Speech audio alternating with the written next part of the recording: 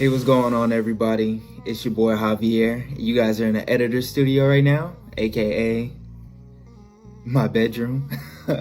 This isn't how I usually start off my YouTube videos, but I'll save that for, like more of the flagship content, all the theatrics and all that.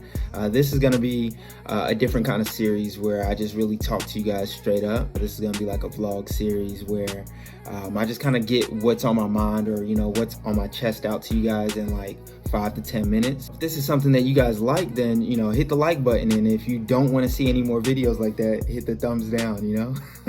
Today I really wanted to talk to you guys about just intentional goal setting. My birthday just passed on January 12th, and I became 27 years old. If you know me personally, then birthdays are kind of like a big deal for me, and not in a big deal in a sense where it's like, oh, I need to like celebrate and go out and really just party. But it's a big deal in a sense where it's like I'm really like reflecting on my life, and specifically on the year that just passed. Back in 2018, I made a promise to myself. Every year, I want to be a better version of myself. Each and every year, I want to outdo myself. That was the goal I made. That was the promise I made myself. I think it might be 2017, 2018. I was still living in my mom's house, still living in my mom's house, making probably like 24K a year. Like just stuck. I just like made up my mind, like I gotta do something better. I gotta get out of here. I was just denied from like I applied to medical school twice, and I was like, you know what? Enough is enough. I gotta change something up. I gotta do something different. And part of what went into that was an interview that I saw from Skepta, the UK rapper, the UK grime rapper.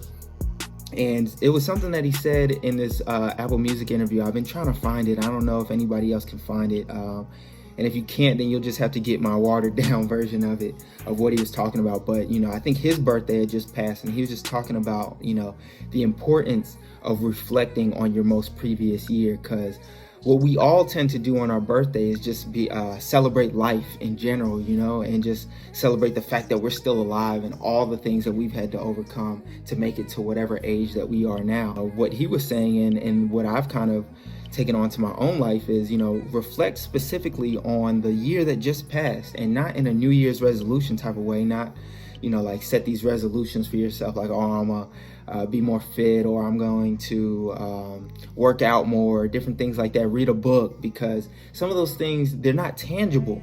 And it's like, to what end are you even doing this for? What is the purpose? What are you building towards?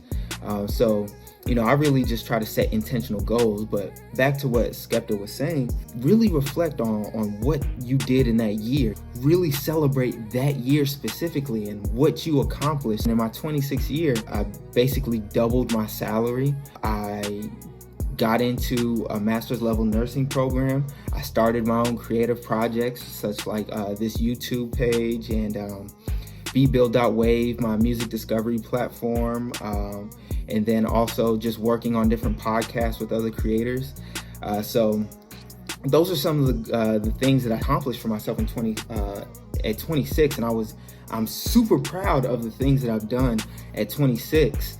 And now it's time to really refocus and reflect. And now that I'm 27, really think about, okay, what am I gonna do in my 27th year that's gonna set me apart, make this year stronger than my last one, And that goes back to setting intentional goals. So like I said, I don't set New Year's resolutions.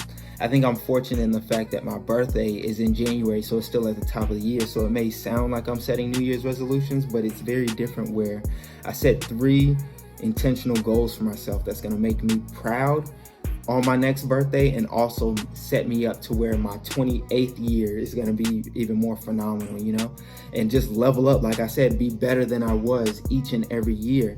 And it's going to get harder and harder because, as I accomplish more, it's going to get harder to outdo myself. But when I was 26, my goals were to save money. I wanted to be able to save at least $5,000 in a savings account, because in America, the average is that people don't even have $2,000 saved up. I wanted to get into a PhD psychology program. And then the third thing was, I'm going to leave the third one a mystery because I'm still working on that one. And it's personal to my heart. But as you can tell, obviously I didn't get into the PhD program, but it's not that I didn't get into it because I didn't apply.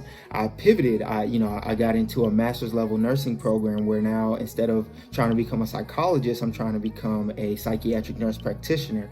And that's going to be a whole different video for another time, where I'll talk about, the reason why I made that change and what went into that. And I'll be honest with you, I was right on my goal of saving up that money, but that money had to get dumped right into relocating into a new city because I got into this program. I had to move from Detroit to Chicago, so those are some of the goals that I set for myself. And then all of the other things that I listed that I accomplished, there's a lot to be proud of for 26. But now that I'm 27, it's okay, let me level up. How can I level up? So my goals for being 27 now, I've set 3 goals for myself. The first one is to maintain a 3.5 GPA in my program or higher. And that sounds easy, but it's especially difficult in my program because a 95% is an A- in my program, which is so crazy to me. So, like a B starts at like a 90 or 92. That's when a B starts, The next thing I want to do is monetize this YouTube page and monetize my beatbuild.wave platform, where we connect producers and artists in a unique way. If you want to know more about that, you can connect with me on Instagram. But when it comes to monetizing YouTube, all you need as of right now are 1,000 subscribers and 4,000 hours of watch time. So, it's kind of a lofty goal, but at the same time, I feel like it's very attainable. But I just have to be dedicated and really diligent about uploading videos and marketing myself to get out there. And I'm really dependent on you guys to help, uplift this channel and help me reach that goal, because I can only get but so far by myself. I really need the support of the people. And it's up to me to put myself in position, but ultimately, you guys, the viewers, decide if I'm worthy of even having a page that's on that level, and then the third goal is going to carry over from when I was 26.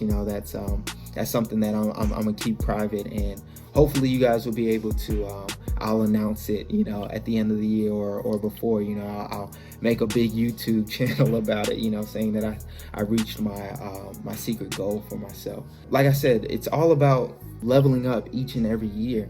And I don't say this to flex on anybody out there, and just stun on, whoever's listening and be like, these are all of my accomplishments, because, if you compare me to someone else, it's probably not even a lot. And if you were to compare me to someone else, maybe someone listening is like, man, I need to be doing more. And that's honestly what I'm trying to do, with this video, or with me even sharing this information with you guys, is just encourage you guys to be very intentional with each year that you have on this earth. We can set 5-year plans, or big ultimate goals for ourselves, lifelong career goals.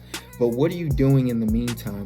What are you doing on a yearly basis to get you closer and closer to where you want to be exactly? Because you don't reach those big goals by osmosis. Like, hopefully, by the end of the year when I'm monetized, I look like I came up overnight, but all my day one viewers will be able to see, it's nights like these, or it's videos like these that really elevated me and took me to the next level. So I appreciate you guys, all the people who are already have been supporting me. I mean, this page is already almost at 200 subscribers in like a week, which is crazy to me. I'm really thankful of everyone who spent the time to watch my videos.